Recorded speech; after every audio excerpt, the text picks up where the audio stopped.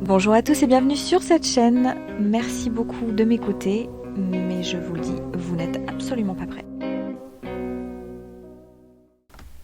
Bonjour à tous. Alors je vais vous prévenir d'entrée de jeu en vous disant que mes voisins ont des enfants qui font énormément de bordel et que donc pour faire ce podcast, je suis obligée de l'enregistrer à 7h du matin.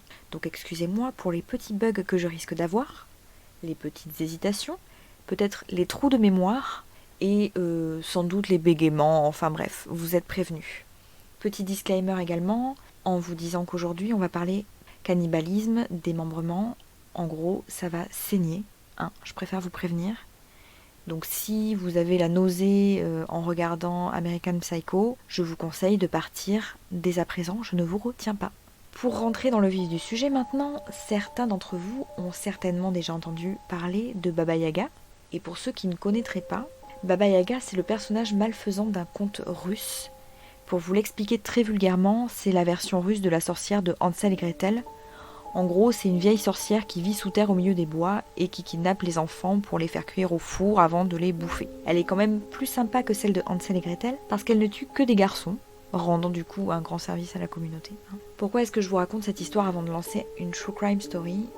Parce que le tueur en série dont je vais vous parler est en fait une femme et une vieille dame russe du nom de Tamara Samsonova, surnommée The Granny Reaper ou Baba Yaga. Et vous vous imaginez bien que ce ne sont pas des surnoms très affectueux.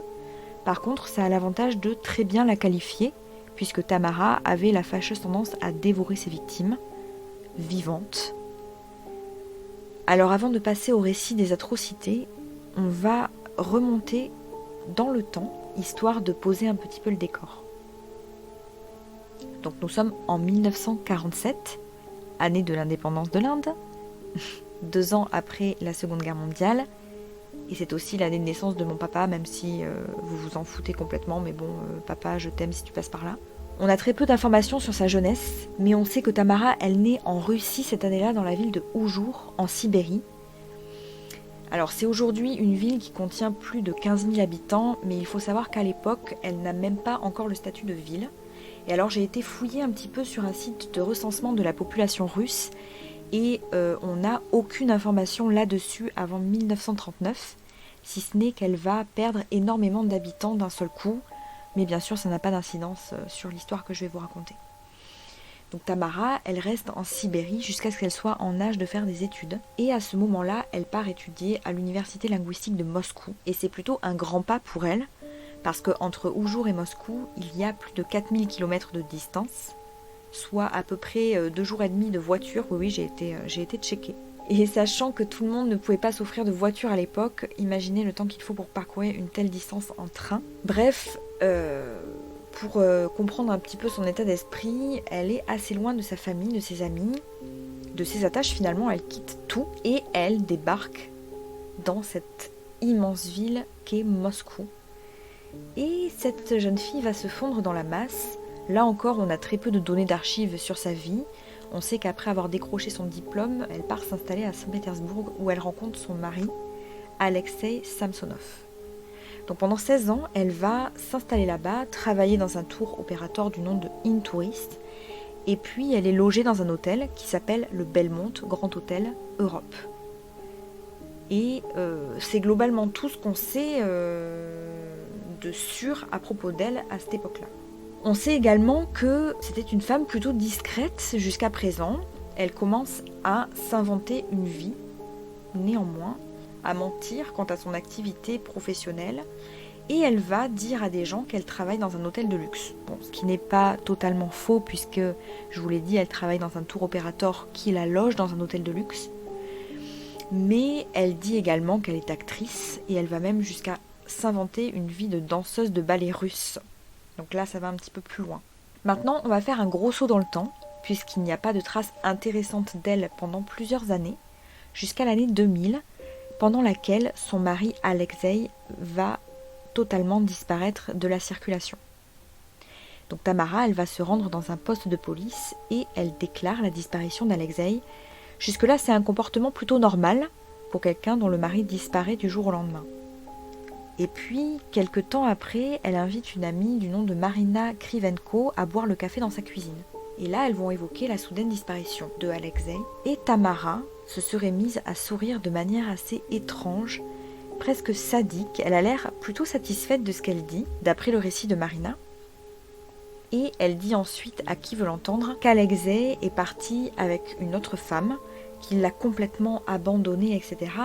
Ce qui vient contredire sa version auprès de la police, puisqu'elle a déclaré qu'elle ne savait rien sur la disparition de son mari, qu'il était parti sans laisser trace de vie, qu'il n'avait pas laissé un seul mot à son attention, etc. Donc c'est un petit peu bizarre. Mais personne ne va vraiment s'en rendre compte à l'époque, puisqu'il n'y a aucune raison de soupçonner Tamara de quoi que ce soit. Et en 2003, Tamara touche une toute petite retraite. Et puis, comme la chambre de son mari est libre à ce moment-là, elle décide de la louer à un homme de 44 ans qui s'appelle Volodia. Et la cohabitation, elle s'avère plutôt difficile entre eux. Et le 6 septembre 2003, ils s'engueulent et, comme une personne tout à fait normale, elle ne va pas s'embarrasser, elle va tuer Volodia de sang-froid, le démembrer. Et puis, elle se sépare des restes du corps de Volodia dans plusieurs sacs poubelles avant de les jeter dans la rue pour qu'ils soient ramassés par les éboueurs. Donc là, elle continue de vivre tranquillement sa vie, personne ne la soupçonne encore une fois. Et en 2015, sa vie va un peu basculer parce qu'elle va rencontrer une dame de 79 ans par l'intermédiaire d'un ami. Et elle va demander à cette dame, Valentina Nikolevan Ulanova, qui habite dans son immeuble, de l'héberger pendant plusieurs mois. Elle va lui expliquer que son appartement a besoin d'être rénové et qu'elle a besoin d'un endroit où loger. Et Valentina, elle accepte de la loger gentiment, etc. Et elles deviennent très très proches, très très amies. La colocation se passe plutôt bien. Tamara, elle se montre serviable, elle fait les tâches ménagères. Au bout de plusieurs mois, Valentina, elle va remarquer que les travaux sont terminés chez Tamara. Et elle va lui dire gentiment, écoute Tamara, il faut que tu rentres chez toi parce que là tu t'incrustes. Moi j'ai besoin de retrouver mon intimité après ces mois en ta compagnie. Voilà, il va falloir que tu rentres chez toi. Donc là, Tamara, elle devient folle et elle commence à s'engueuler toutes les deux. Et bon, je vous l'ai dit, Tamara, elle est un peu particulière. Vous vous rappelez qu'avec son ancien locataire, elle ne s'est pas embarrassée, et bien elle va faire la même chose avec Valentina. En fait, elle adore l'appartement de Valentina et elle a envie d'avoir l'appartement pour elle-même. Elle a envie de l'avoir, cet appartement. Du coup, elle se rend dans une pharmacie de la ville de Pouchkine et elle dit au pharmacien qu'elle a un besoin urgent de médicaments, qu'elle doit absolument prendre son traitement, mais qu'elle n'a pas d'ordonnance. Et le médicament qu'elle veut n'est autre que du phénazépam. Pour résumer, le phénazépam, c'est un médicament qui appartient à la classe des psychotropes. Donc c'est un médicament qui va altérer la conscience de manière significative. Donc elle va provoquer plusieurs signes physiques. Voilà, elle va entraîner des somnolences, peut-être une vision trouble, enfin voilà, des choses qui vont se manifester physiquement. Et c'est également un benzodiazépine, donc c'est la même catégorie si vous voulez que le diazépam, le Valium, mais en plus puissant. Et ce qui fait qu'il est très addictif et qu'il est quand même assez régulé. Ce médicament, il est interdit en Europe parce qu'il est beaucoup plus puissant que le Valium et qu'il a causé beaucoup de dommages aux patients qui l'ont pris de manière chronique. Donc c'est quand même assez hallucinant que le pharmacien lui en ait procuré sans ordonnance, mais enfin, elle a dû être plutôt convaincante, puisqu'elle a réussi à se le procurer. Et puis, sur le chemin du retour, elle va acheter une salade olivier. C'est un peu comme une salade piémontaise, hein, c'est à base de pommes de terre, on s'en fiche. Et c'est le plat préféré surtout de Valentina. Donc elle sait qu'elle va l'appâter comme ça, et elle broie 50 gélules de phénazépam à l'intérieur de cette salade et va gentiment la donner à Valentina.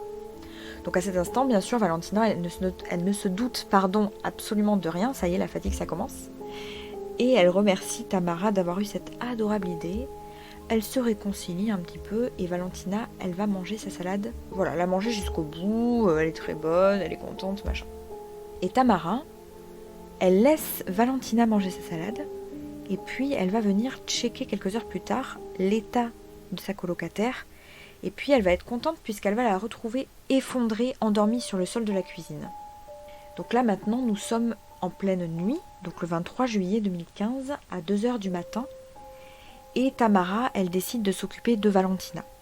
Toujours endormie, mais bien sûr vivante. Et elle essaye de la déplacer, mais elle dira plus tard à la police que Valentina, elle est trop grosse et trop lourde, et qu'elle a été obligée de faire son affaire dans la cuisine avant de la déplacer en morceaux de la cuisine à la salle de bain. Elle se munit de 2 couteaux et d'une scie, et commence à trancher en morceaux le corps de cette pauvre femme, qui est, je vous le rappelle, consciente de ce qui lui arrive. Elle achève la scène d'horreur sur une décapitation et fait bouillir dans une même casserole les mains et la tête de Valentina. Mais ce n'est pas fini.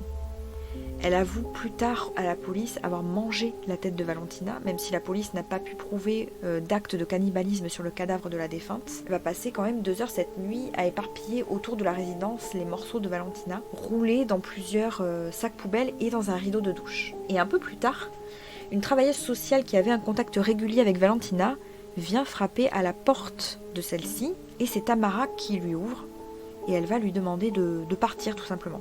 Et cette femme, elle trouve ça bizarre, puisque ça ne correspond pas à Valentina.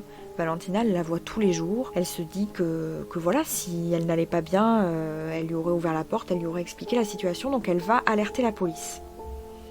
Et 3 jours plus tard, un résident se demande pourquoi il y a des sacs qui traînent autour d'un bosquet de fleurs, et il fait la macabre découverte.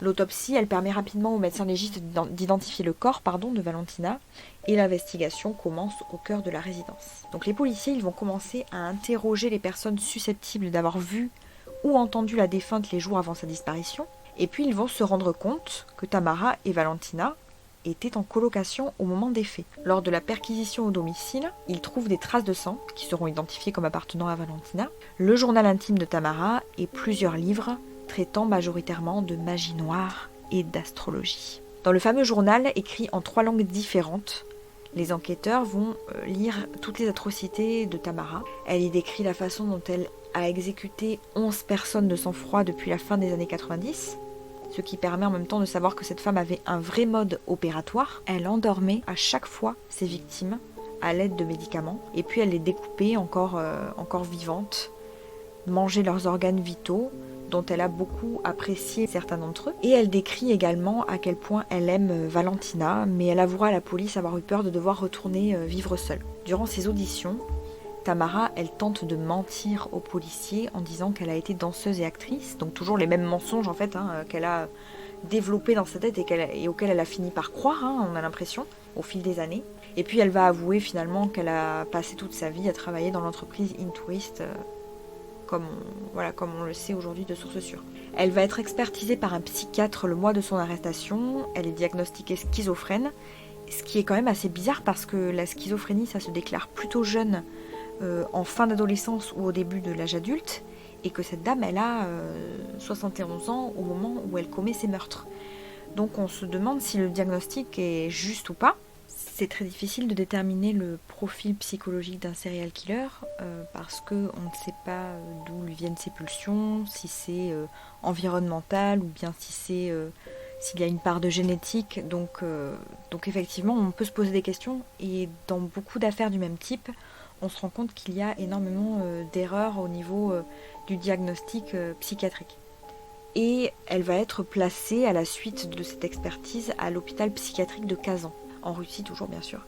Le système de vidéosurveillance qui a filmé Tamara révèle qu'elle a fait 7 allers-retours de l'appartement de Valentina jusqu'aux poubelles, ce qui la pousse un peu à admettre le meurtre de Valentina, mais ça prend quand même un bon moment avant qu'elle ne se confesse.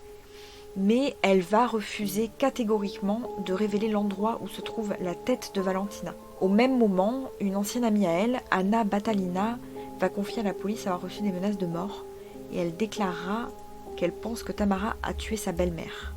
Tamara dira au juge qu'elle mérite d'être emprisonnée, qu'elle se préparait à ce jugement depuis plusieurs années, et on sait désormais que Tamara a été voisine d'un tueur en série appelé Andrei Chikatilo, surnommé l'éventreur de Rostov, et apparemment elle était très fascinée par lui. Elle l'écrit d'ailleurs dans son journal intime. Elle a accumulé beaucoup de détails sordides à propos de lui.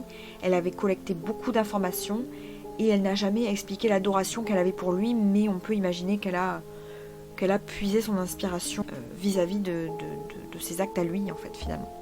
C'est tout pour cette histoire, j'espère qu'elle vous a plu. Elle était un petit peu courte cette fois-ci parce que c'est vrai qu'on manque énormément d'informations sur Tamara, comme je vous l'ai dit. Il y a tout un pan de sa vie qui reste inconnu malheureusement à ce jour, même si on a pu éclaircir pas mal de choses grâce à son journal intime, mais elle reste quand même mystérieuse. Attention, petit teaser, la semaine prochaine, je vais publier un podcast sur un tueur cannibale japonais qui est encore à l'heure actuelle en liberté. Voilà, il vit tranquillement sa petite vie. C'est une histoire qui m'a beaucoup choquée également. De toute façon, tout ce qui concerne les cannibales, c'est un petit peu particulier. Vous allez voir qu'il est encore plus barge que Tamara. Donc si ça vous intéresse, restez connectés. Et puis je vous dis à la semaine prochaine.